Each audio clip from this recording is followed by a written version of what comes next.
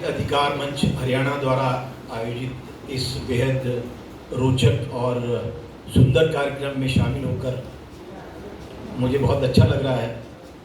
शहर में नहीं, पूरी दुनिया में जैसे बताया गया कि इस तरह के कार्यक्रम हो रहे हैं, लेकिन जिस तरह का कार्यक्रम दलित अधिकार मंच हरियाणा ने यहाँ रखा है, जिसमें विचार डॉक्टर बाबा साहब अम्बेडकर के विचार को और संविधान के साथ डॉक्टर अम्बेडकर का क्या अंतर संबंध था, क्या रिश्ता था, इस पर आपने जो एक ये गोष्ठी रखी है,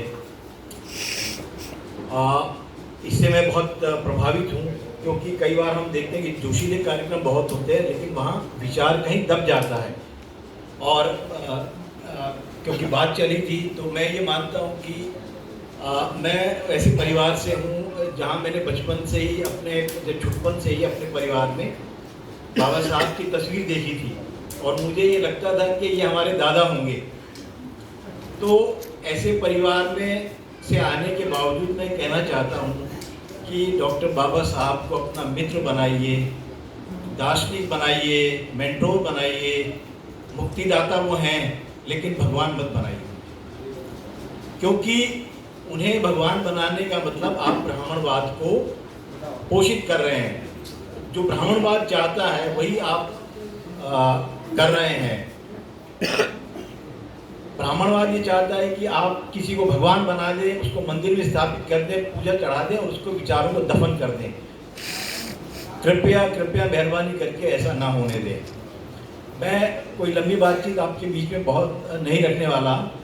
डॉक्टर प्रमोद गोरी साहब ने बड़े विस्तार से हमारे 75 साल की जो संविधान की यात्राएं थी, जो चुनौतियां आई हैं, जो संस्थाओं को उजाड़ा गया है, उसके बारे में बहुत अच्छे से हमें समझाया है। यदि आज जो उन्होंने बातचीत हमारे रखी है और जो डॉक्टर भाटिया ने उसमें जो चीज़ें उसमें जोड़ी हैं, यदि हम उनको अगले कुछ दिनों के लिए अपने चिंतन मनन में शामिल कर लें और उन्हें अपने जीवन में उतारें, तो मुझे लगता है बहुत बड़ा काम होगा वो अपने आप में। तो बातें कम हो लेकिन सार्थक हों और उसमें विचार का महत्व हो, ये ज़्यादा ज़रूरी बात है। मैं आपको एक थोड़ा सा अलग विषय पे ले जाना चाहता हूँ। पूरी दुनिया में किसी एक शख्स की मूर्तियाँ जो सबसे ज़्यादा हैं वो डॉक्टर अम्बेडकर की मूर्तियाँ हैं। और जैसे अभी बताया जा रहा है कि पूरी दुनिया से खबरें आ रही हैं कि पूरी दुनिया में उनकी जयंती मनाई जा रही है। दुनिया में उनके बारे में, उनके लिए हज़ारों लाखों किताबें लिखी गई हैं, लेकिन डॉक्टर अम्बेडकर ने अपने बारे में बहुत कुछ नहीं लिखा, क्योंकि उनके जीवन में इतना अवकाश नहीं था कि वो अपने बारे में ऑटोबायोग्राफिकल शेप में, उस फॉर्म में कुछ लिख पाते। 1936 में उन्होंने एक छोटा सा प्रयास जरूर किया था और 6 अध्यायों वाले एक दस्तावेज को उन्होंने तैयार किया और उसे नाम दिया waiting for visa. Waiting for visa का क्या मतलब होता है? आप किसी देश में अंदर जाने के लिए, प्रवेश के लिए वहाँ की सरकार से, वहाँ के लोगों से अनुमति चाहते हैं कि भाई मुझे आपके मैं विदेशी हूँ और मुझे आपके टेरिटरी में आने की परमिशन दी जाए, वो वीज़ा हुआ। तो यहाँ वेटिंग फॉर वीज़ा में वो क्या कर रहे हैं डॉक्टर अम्बेडकर? एक बार महात्मा गांधी से बहस के दौरान उन्होंने कहा था कि मेरी कोई मातृभूमि नहीं है। तो वेटिंग फॉर वीज़ा का यहाँ मतलब है कि वो जो हमारा भारतीय समाज था, वो उस समाज में दलितों के प्रवेश की बात कर रहे हैं कि उन्हें मुख्य धारा में शामिल किया जाए।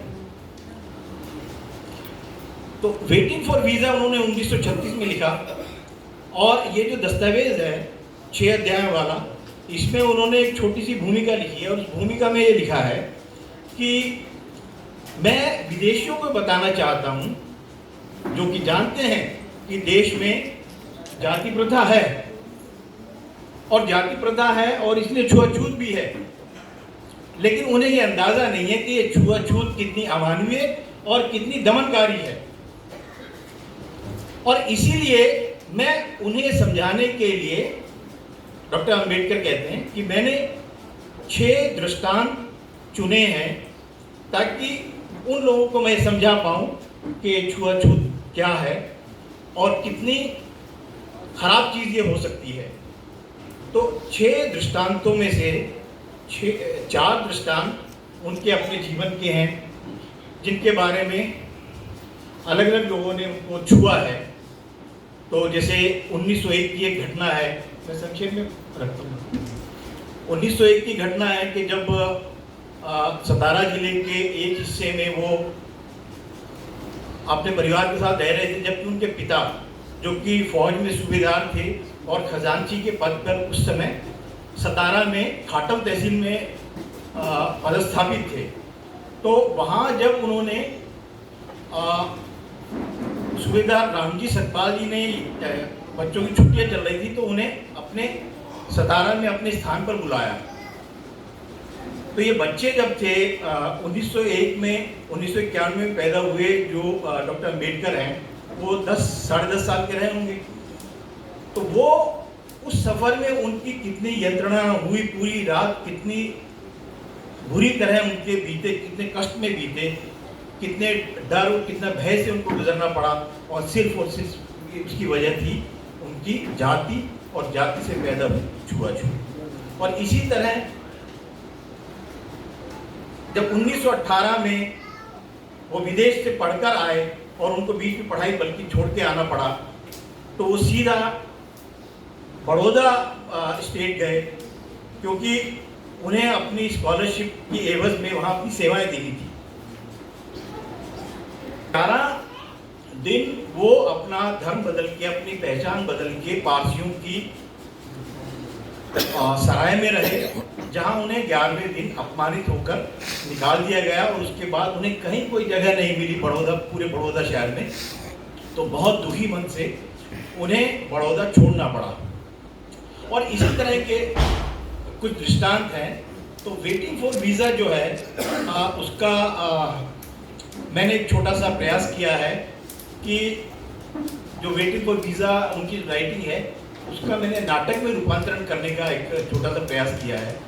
और करनाल में काफ़ी सांस्कृतिक गतिविधियों का स्कोप रहा है। एक वक्त में जब हम सक्रिय थे तो नाटक, और यहाँ कवि भी बहुत हैं, शायर बहुत हैं और साहित्यकार बहुत हैं। तो मुझे उम्मीद रहेगी कि कोई रंगकर्मी आगे आए और इस नाटक को यहाँ खेलने में पहल करे। तो मैं अपनी बात को यहीं विराम देता हूँ और हाँ, मंच की अनुमति से मैं चाहता हूँ कि इसका अनावरण किया जाए।